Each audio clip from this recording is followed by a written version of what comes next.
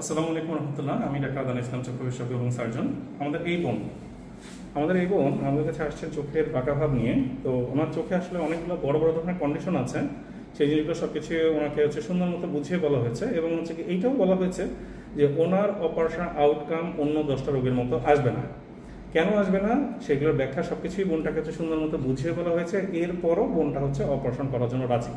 কারণ উনি যদি কোনো সুযোগ না নেয় তাহলে উনি এখন যেমন আছে এমনই তো থাকবে। এখান থেকে তো এই অবস্থা থেকে উন্নয়নের কোনো চেষ্টাই তাহলে ওনার জন্য করা হইল না। তো আমরা চেষ্টা করে দেখবো, আমাদের চেষ্টা সর্বোচ্চ থাকবে। কিন্তু এই ধরনের কেস যখন আমাদের কাছে আসে, যখন চোখের অন্যান্য বড় ধরনের মেজর ডিফর্মিটি থাকে, তখন কি আমরা বলে দিই যে এইটার আউটকাম কিন্তু কি হবে আমরা আগে থেকে বলতে পারছি না। অপারেশন করবেন কি করবেন আপনি বুঝে শুনে আগান। তো সবকিছু বুঝে শুনেই উনি অপারেশনের জন্য সম্মত হয়েছেন। সব কন্ডিশনের মধ্যে একটা কন্ডিশন না বললেই না, সেটা ওনার কিন্তু এই ডান চোখে কিন্তু একবার স্কুইন্ট অপারেশন হয়েছিল এর আগে। হ্যাঁ, তাও আবার কি 15 বছর আগে নাকি? তাহলে 15 বছর আগে একবার টেরা চোখের অপারেশন হয়েছে, মানে অলরেডি তো সেখানে আর কোনো কতটুকু জায়গা আছে বা নাই, কি আছে না আছে সেটা আমরা অপারেশনের সময় না কেটে তো বুঝতে পারবো না। কাটার পরে বুঝতে পারবো যে আমাদের অপারেশন করার জন্য কতটুকু জায়গা অবশিষ্ট আছে বা না আছে, তার উপরে আমাদের অপারেশন করতে হবে। তো সেই ক্ষেত্রে এই ধরনের চোখে কোনো ধরনের কোনো আশ্বাস আমরা রোগীকে দেই না। আমি তো পার্সোনালি দেই না এবং ওনার ফাইলেও আমি এই কথাগুলো লিখে দিয়েছি। আগে একটা সময় শুধু মুখে বলতাম, এখন ডকুমেন্টেড ফাইলে লিখেও দিই, যেন পরবর্তীতে অপারেশন পরবর্তী সময় যেন কোনো রকম কমপ্লিকেশন রোগীর দিক থেকে বা ডক্টরের দিক থেকে কোনো দিক থেকেই না আসে। সবকিছু বুঝে শুনে এই বোনটা আমাদের কাছে আসছেন। তো বোন, আপনার যে ভিডিও ধারণ করা হচ্ছে আর এটা সোশ্যাল মিডিয়াতে পাবলিশ করা হবে, আপনার পূর্ণ অনুমতি আছে তো?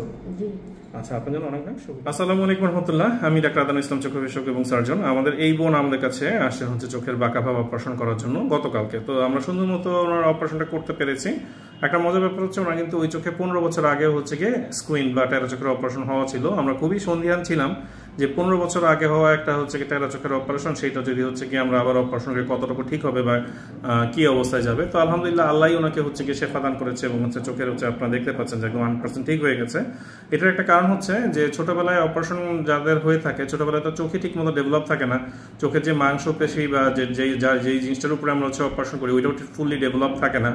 বড় হওয়ার পরে আমরা যেহেতু ওনার চোখে যথেষ্ট পরিমাণে মাংসপেশি পেয়েছি চোখের, তো সেই জন্যই আমরা সুন্দর মতো অপারেশনটা করতে পেরেছি এবং অপারেশনটা সাকসেসফুল হয়েছে। এখন আমরা যদি অপারেশন করার সময় কেটে দেখতাম যে ওইখানে কোনো মাংসপেশি নাই বা আমাদের অপারেশন করার মতো পর্যাপ্ত পরিমাণে জায়গা নেই, তাহলে কিন্তু এই অপারেশন আউটকাম কি হবে সেটা কিন্তু বলা একটু মুশকিল হয়ে যেত। এই জন্য কিন্তু এই অপারেশন আগে এই বোনকে আমরা কিন্তু নেগেটিভ কাউন্সিলিং করেছিলাম যে বোন, আপনার এই চোখে কি হবে না হবে আমরা কোনোই কথা দিতে পারবো না, আমরা চেষ্টা করতে পারি। এখন আপনার যদি সবকিছু চিন্তা ভাবনা করে যদি এই অপারেশনে আপনি আসতে চান আসতে পারেন। এখন এই ক্ষেত্রে একটা কথা আমাদের অনেক পেশেন্টরা আছে যাদেরকে আমরা এই কথাগুলো আগে বলে দিই, কিন্তু তারা অন্য রোগীর সাথে নিজেদের তকদির মিলাতে যায় যে স্যার ওরটা হয়েছে আমারটা কেন হয় নাই। বাবা, তোমার চোখের যে কন্ডিশন, তোমার চোখের কন্ডিশন তোমাকে মেনে নিতে হবে, তোমার চোখের কন্ডিশন অন্য রোগীর সাথে মিলাইলে হবে না।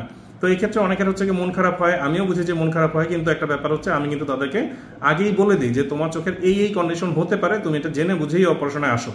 অপারেশনের পরে শুধু ব্লেমিং করলে আসলে এটা কারোর জন্য, ডাক্তারের জন্য বা রোগীর জন্য কারোর জন্য এটা সুখকর নয়। তো সেই ক্ষেত্রে অনেক পেশেন্টকে আমরা বলেও দিই যে আপনার অপারেশনে আসার দরকার নাই, বা অনেকে তখন নাচরবান্ধা হয়ে যায়, সেই ক্ষেত্রে আমরা এই অপারেশন করি। এই বোনকে আমরা নেগেটিভ অনেক কিছু বলার পরেও এই বোনের একটাই কথা যে স্যার আমি একটা সুযোগ নিয়ে দেখতে চাই। হ্যাঁ, যে আমি তো এমনি তো বিপদের মধ্যে আছি, যদি আমি কোনো সুযোগই না নিই তাহলে তো সারা জীবন এরকমই থাকবো। তো বোন, আপনি হালকা করে একটা আঙুল দিয়ে একটু পাতাটা একটু উঠায় দেখেন আমাদেরকে। হ্যাঁ, ওনারা দেখেন যে একেবারে 100% মিলে গেছে। হ্যাঁ, ছেড়ে দেন। তো ওনার চোখের পাতাটা একটু নেমে আছে কেন? অ্যানেস্থেসিয়া দেওয়ার কারণে। আমরা চোখের মধ্যে অ্যানেস্থেসিয়া দিই। এই অ্যানেস্থেসিয়ার ইফেক্টটা কারণে চোখের পাতাটা একটু নেমে থাকে। এটা 7 দিনের মধ্যে ঠিক হয়ে যাবে। তো বোন, আপনার এই যে চোখ নিয়ে এত যে আপনার কষ্ট, কি কি ঝামেলা আপনি ফেস করতেন, কি কি কষ্ট ফেস করতেন, আপনার মুখে আমরা শুনবো। পাড়ার প্রতিবেশী অনেক মানুষ অনেক কিছু বলতো টেরা চোখ নিয়ে, তারপরে স্বামীর বাড়িতে শ্বশুর ননদেরা অনেক কথা বলে। আচ্ছা, তো এইরকম চোখে যে অন্যান্য যারা রোগী আছে তাদের উদ্দেশ্যে আপনার কি বক্তব্য? আমার উদ্দেশ্য তারা যদি আপনার কাছে আসে দেখায়, ইনশাআল্লাহ ভালো হয়ে যাবে। ইনশাআল্লাহ। খরচ কি খুব অস্বাভাবিক অনেক বেশি, না যে কেউ চাইলেই এটা বহন করতে পারবে? না, যে কেউ চাইলে করতে পারবে। বর্তমান বাজারে বর্তমান প্রেক্ষাপটে এটা মনে হয় খুবই সহনীয় পর্যায়ে খরচ নাকি? ঠিক আছে, তাহলে আপনার জন্য অনেক অনেক শুভকামনা রইল। আমরা 7 দিন পরে সেলাই কেটে দিব, সেদিন দেখবো যে আপনার চোখের কি অবস্থা। ঠিক আছে।